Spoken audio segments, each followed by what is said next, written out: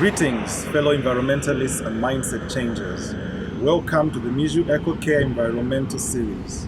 Today, we are at the Great North Road Academy Rehabilitation Center, and we're trying to look at alcoholism, drug abuse, and the stigma that surrounds treatment in rehab centers.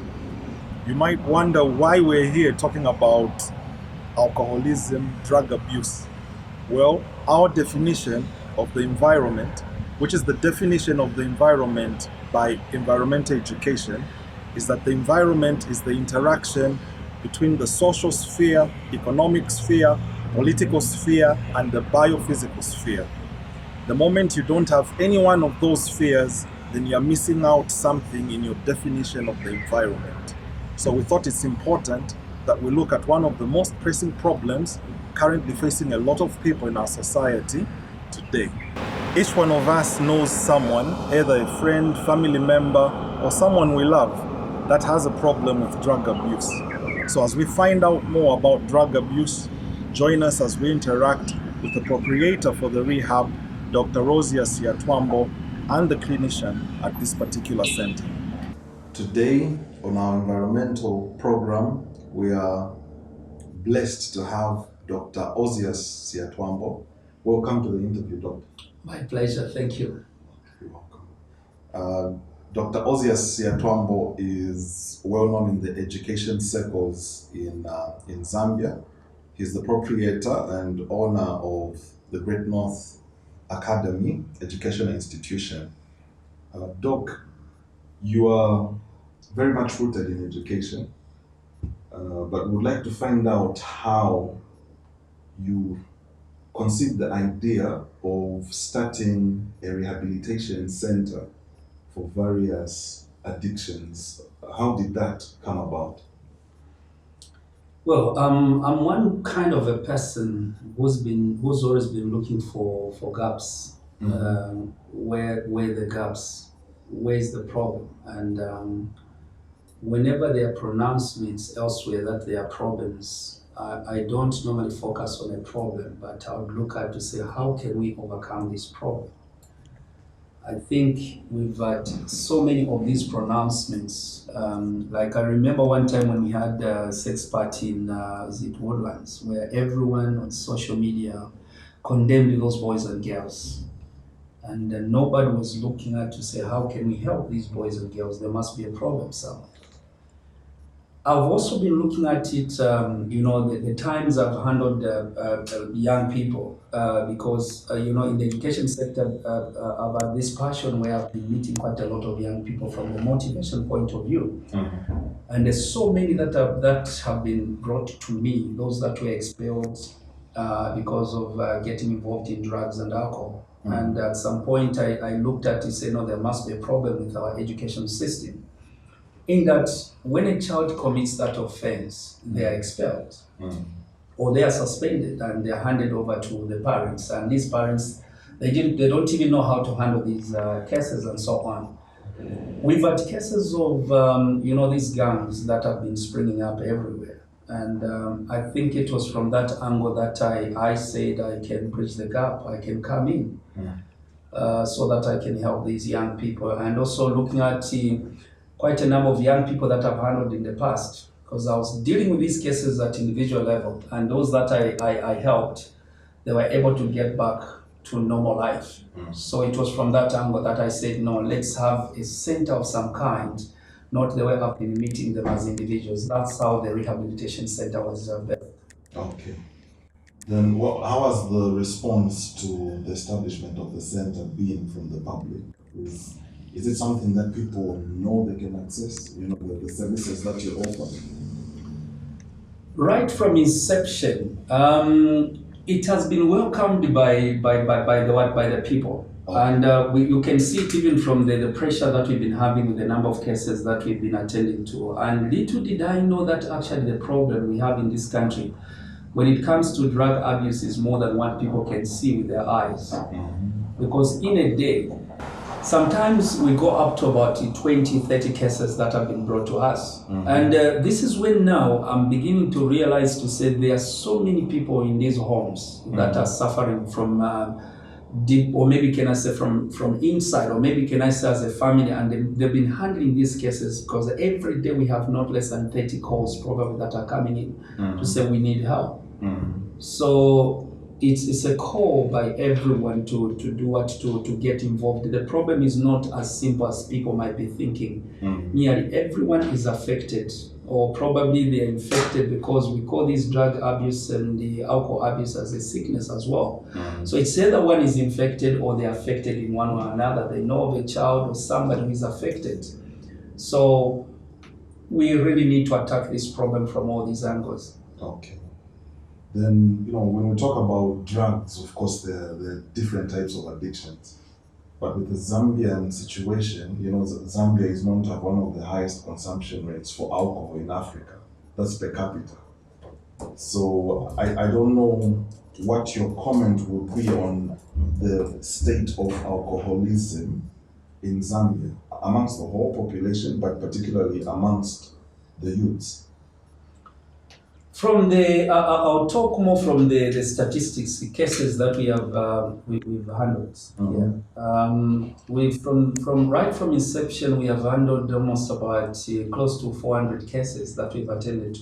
Okay, from the beginning. From the beginning. Now you're talking about a year, and that's about a 1 year and almost about 7 months down the line. So, of all these cases, more than 80% are drug-related cases. Alcohol, yes, we've had such, but not that much. Okay. I think, to me, we need to fear more on the part of these drugs. Yes, we have those that have been brought in here in line with alcohol abuse, consumption, and so on, but they haven't been as much as the ones for drugs. So meaning the problem is more serious when it comes to drug abuse. Okay. Yeah, and maybe because of the damaging, the effects that these drugs normally bring. Because for alcohol, it's not something which is immediately. One can even be taking alcohol for some time, but when it comes to drugs, some of these effects, they begin to show, and they are quite deadly, more deadly than the ones than alcohol when one is taking alcohol. So maybe that's where we haven't been experiencing much in that area. Okay. Yeah. What type of drugs have you found to be the most common when it comes to the cases you've experienced here? The most common ones are, of course, marijuana is topping the list. Okay. And then we also have opiates like crack cocaine now, which is also taking the lead. Okay. Right. And then we also have quite a number of cases of heroin. Okay. But there are also these common drugs that are now available even in Tuntembas, anywhere one can get it, like codeine, because codeine is now available even in Tuntembas or anywhere. And also there's also what they call the blue mesh. The blue mesh is very common. But just to mention, to say, well, what we've experienced about these drugs is, from time to time, these drugs, the people that supply drugs, they keep on also upgrading. It's not the same drug that you may be having now. So tomorrow they'll discover something. So they keep on trying. So through trials, you find that sometimes they'll concoct maybe marijuana, maybe they add some cocaine and so on. So it is something which is a process which is going on. So in most cases, whenever we've done these drug tests, so find that somebody will tell you, say they were on marijuana, but maybe you find that there's a mixture of marijuana and also opioids. So meaning they normally concoct these drugs. Okay. Yeah. Then I don't know what you would say on the issue of the causes for addiction. I'm sure there should be an underlying problem for each particular case, but from a general perspective, what could be the reason behind this influx of drug addiction cases? The major contributing factor is the breakup in the family system in our country. Most of these cases, and by the way, maybe just to give you the statistics, we've had more of male than female. Females. So there are more of males than females. And of the males that we have attended to, most of them, whenever you talk to them, you'll find that they'll tell you to say, I'm missing a father figure in my life. They don't have a male voice in their lives.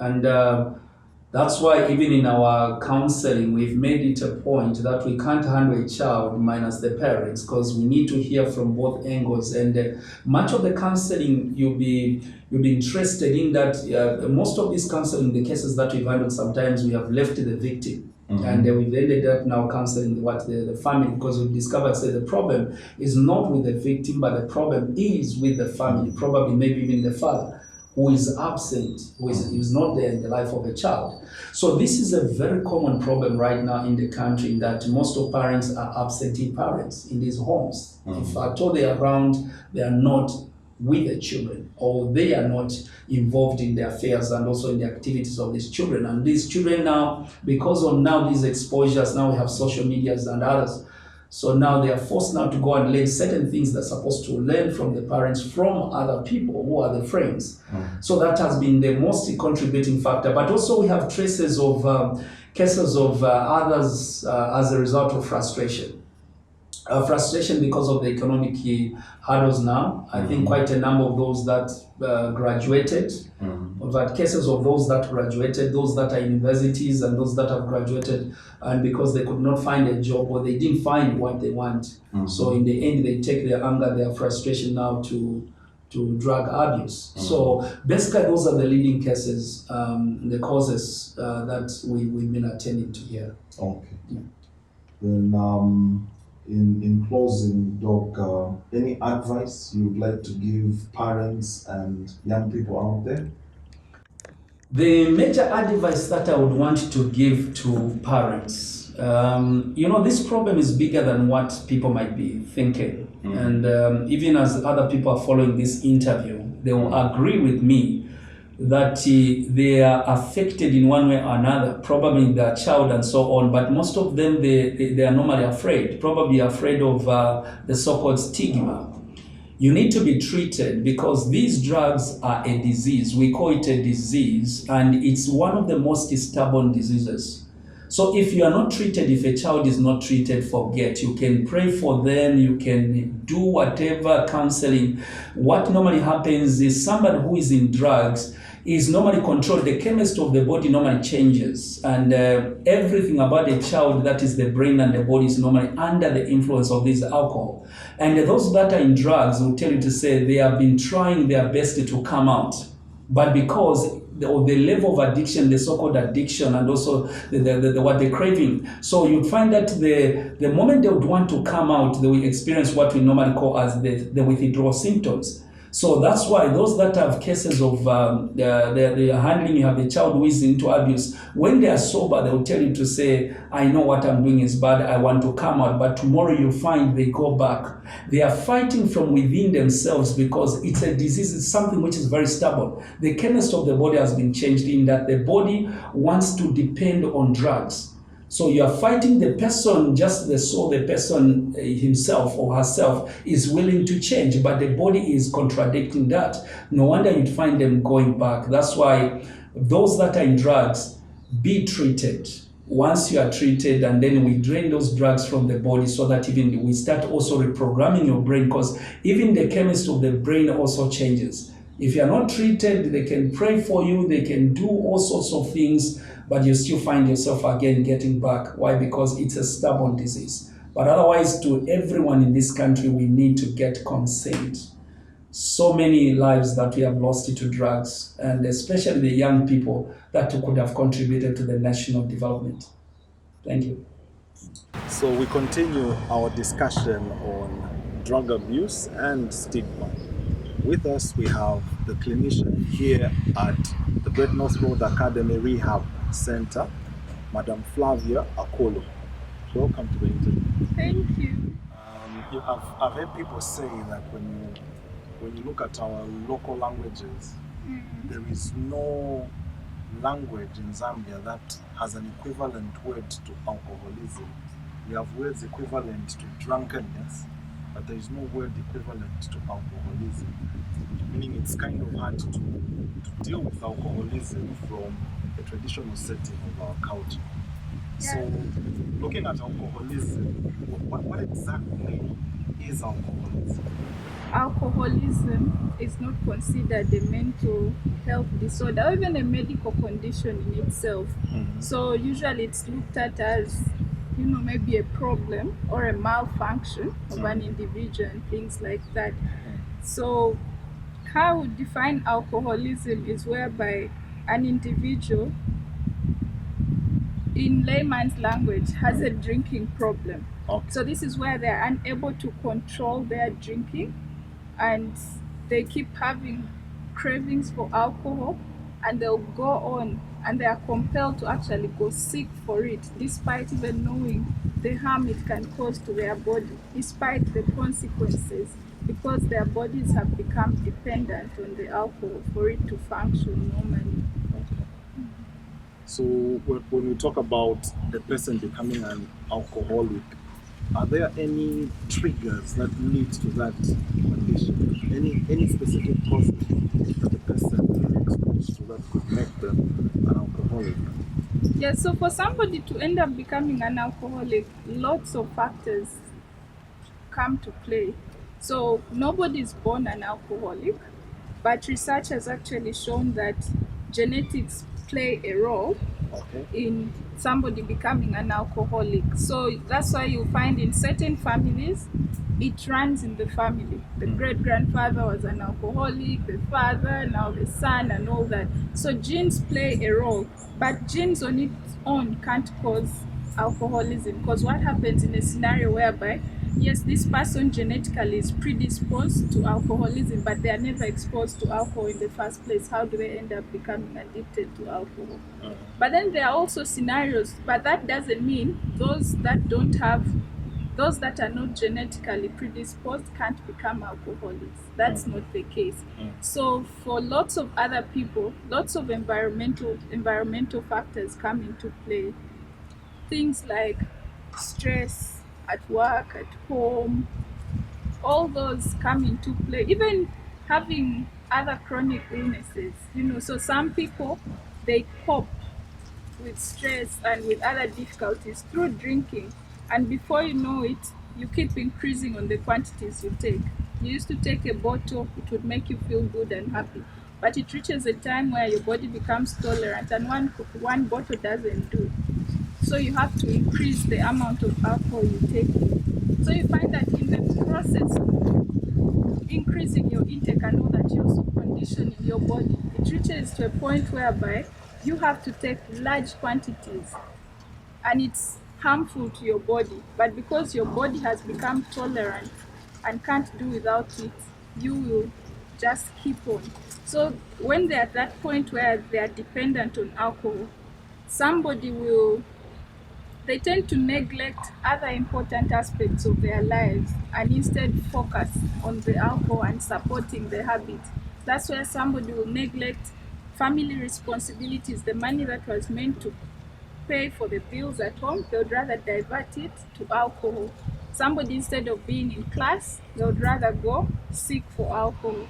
And then everything comes crumbling down, and that's when now everybody notices, okay, this is out of hand. This person has a drinking problem. Okay. So when it comes to seeking treatment, which is one of the biggest problems out there, people might know a person that has a problem, but they don't know what sort of help they should get for that person. What would you advise people to do if they've got a person that needs help? So usually what happens is it starts from even being able to identify that this person has help. Oftentimes it's very easy to identify within the community a drunkard and all that, because everybody knows them as a drunkard. But what people forget is that at times we even have alcoholics within the home, within the family setup, within the workplace. Yes, they are able to meet certain obligations, they are able to function, but they are struggling with an alcohol problem and all that. So for us to be able to help, we have to first be able to know how to identify that somebody has an alcohol problem. Okay. And how exactly do we go about identifying? Yes, so there are the two major ways some people abuse alcohol, and then others are dependent on alcohol. So how do you tell this person the difference between abuse and dependence? So when a person abuses alcohol, it means they're taking alcohol in quantities that are harmful to their health. So here we look at people that are binge drinkers. During the week, they can function very well, do everything right, but over the weekend, Friday night, they start drinking and then they can't stop. They'll drink till they pass out. Somebody would say, you know what, me, I'm able to function, I'm just having a great time. But then that quantity is harmful to your health and it also has an impact on your brain. So alcohol damages the brain. So with time, this person can actually end up becoming an alcoholic. So this person still needs help, despite them having a bit of a measure of control to when they drink and all that, they still need help. For other people, they are so dependent on alcohol in that for them to be able to function, for them to even be able to carry out daily activities, they have to drink something. So this is a person first thing in the morning, they're looking for what to drink. This is a person in an office, they have alcohol stashed somewhere. And nowadays it's much easier. There are those small bottles Exactly. they put in their suits. Yeah. You think it's just a perfume bottle or something. So all those are actually indicators that somebody is struggling. For them to go and give a speech in front of the press, in front of everyone, they have to first take something. So there are certain things somebody is able to notice and be able to identify. You know, for example, somebody absconding work regularly, somebody neglecting family responsibilities, even somebody just having the stench of alcohol during a certain time when it's not expected, like it's working hours, but you're having a stench of alcohol. That should give you an idea this person is struggling, you know, because this is something people do secretively, especially when it comes to the workplace setting, because you know the labor laws, alcohol, when it comes to alcohol, absconding work during absconding work because of alcohol, or even taking alcohol during working hours, it's dismissal. There's Yes. nothing like warning letter, verbal, whatever. It's always dismissal. So people will try to keep it as secretive as possible. So it's for a person to try to notice from those different hints to be able to actually have an idea that this person could be struggling. So, apart from alcohol as a drug being abused, what other drugs are commonly abused by people? Yeah, so in Zambia here, there are lots of drugs that are being abused. Alcohol is the commonest because it's legal. Yeah. Culturally, it's very acceptable. It can't be a party if there's no alcohol. So alcohol is one of them, and then cigarettes. Lots of people abuse tobacco. There's lots of marijuana on the market. There's lots of codeine syrup, heroin, cocaine. These are things that used to be foreign in Zambia, a decade ago and all that. But these things are actually very common today and very accessible and very affordable. Even just at 5 kwacha, you're able to get a stash of marijuana. Even just 1 kwacha, you're able to get a cigarette. So these things are everywhere. They have found their way into schools, into workplaces, into homes. They are everywhere. And also the other thing is, people have also started abusing prescription medications. Okay. So people abuse prescription medications, for example, like I mentioned, the codeine. And then there are lots of other medications like tranquilizers, sleeping tablets. Lots of people go and find a way to get these medications and misuse them. They will not use it for the purpose it's intended. For example, codeine. There is a way you're supposed to take it for a number of days. Codeine is a cough syrup? Yes, it's a cough syrup. So people will go buy it, claiming they have cough for whatever reasons they used to buy it, and then they won't even follow the prescription. They'll just gulp the whole bottle and drink the whole bottle because of the effects they want to get from the same syrup, and not realizing that actually doing that is detrimental to their health. So you mentioned earlier on that all the different types of drug addictions fall under mental health, and the moment you just mentioned the word mental, stigmatization begins. I would like you to talk about why mental related conditions and illnesses are associated with so much stigma by do to fight that stigma. So I think the biggest thing that has played a role is also culture. That's why there's lots of stigma. So we always associate people with mental illness as people that are less useful. They are not helpful to the society in any way. And also some cultures perceive people with mental illness as being possessed by demons and all those sorts of things. And the unfortunate part is even religion has played a role. Somebody can be genuinely struggling with an alcohol problem, which can be helped medically, treated and get better. But somebody will decide, let's pray. Prayers are very good, they're very important. Prayer is therapy in itself, but there are certain situations whereby they need treatment. So how do you handle a person having withdrawals? By praying. Instead of go and drink more and drink more and drink more, it doesn't mean that the demons are very strong or stubborn. So religion and the culture has played a very big role when it comes to stigma. So for us to be able to solve that, people need to have we have to increase on the knowledge people have about these conditions. So we have to do a lot of awareness so that people can actually know that this is a medical condition. WHO recognizes substance use disorders as medical conditions. These are brain disorders because of the way they affect the brain structure. And the brain is the control center of lots of other body systems. So if the structure of the brain is being affected by these drugs, then how will the rest of the body function well, And then also, on top of that, these drugs also affect lots of other vital organs of the body, the liver, the pancreas, and things like that. So we'll look at, if we don't attend to helping this person, they develop other medical complications. We've seen people develop conditions like diabetes, liver cirrhosis, liver cancer, lung cancer, things like that, which were actually caused by their substance use habits. Yes, so it's something that we would need to take seriously as a nation and also accept it for what it is and be able to work towards helping people instead of stigmatizing them.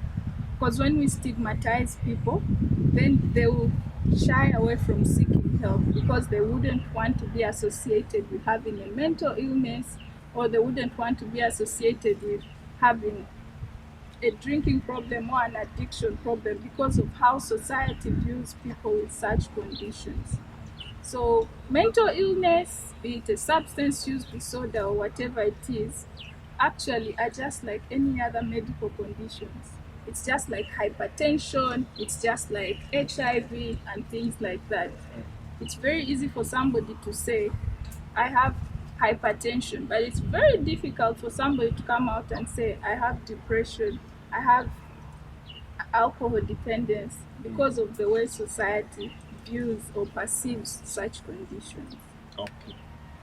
So in closing, I'll give you an opportunity to interact with our audience. Yeah, so what I would like to say is that there is help for these conditions. So as long as you have identified there is a problem, it can be yourself with the problem, it can be a family member, or it can be a friend.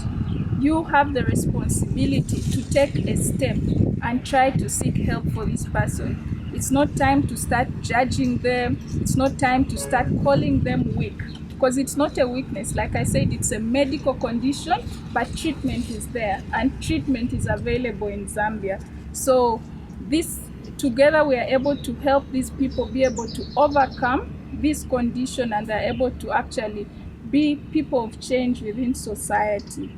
So what matters is having the right information, the right knowledge, and then being able to help these people, helping them seek help. Because at times they're going through so much and they might not feel like seeking help from anyone.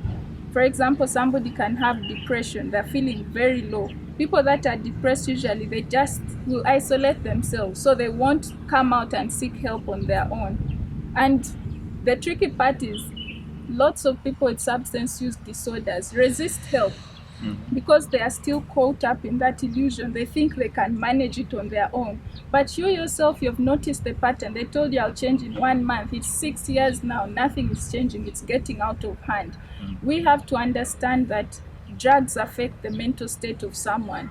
They are not able to have the right judgment. They're not able to make the right decisions for themselves at that particular time. So it's you as a family, you as a society that has to take the initiative and seek help for this person despite them resisting help. Surprisingly, once they start treatment, they'll actually appreciate the need for treatment and they're able to continue treatment on their own. So it comes for us reading a lot about these conditions. Zambians have a very poor reading culture. So we have to read a lot and find out what these conditions really are like, because we can't discuss all that right now. Very true.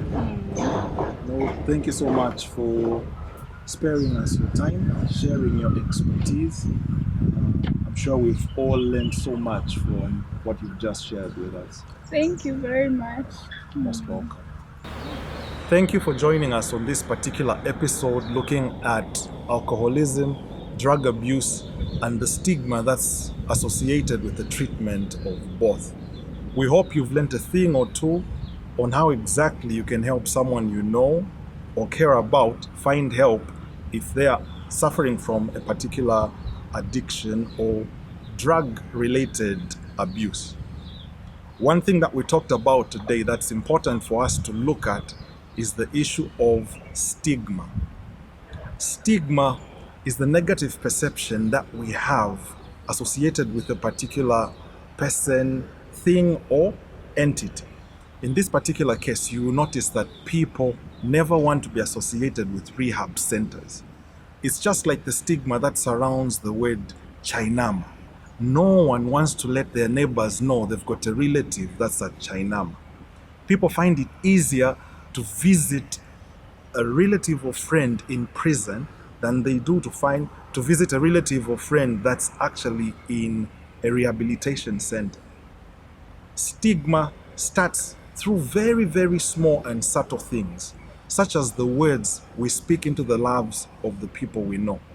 I'm sure you've heard these words before, either from a teacher, adult, or relative. Chimutu, that's why you live benzelwe. You are so dull. You just have to go to Chainama. If you keep on studying like this, you go mad. We'll take you to Chainama.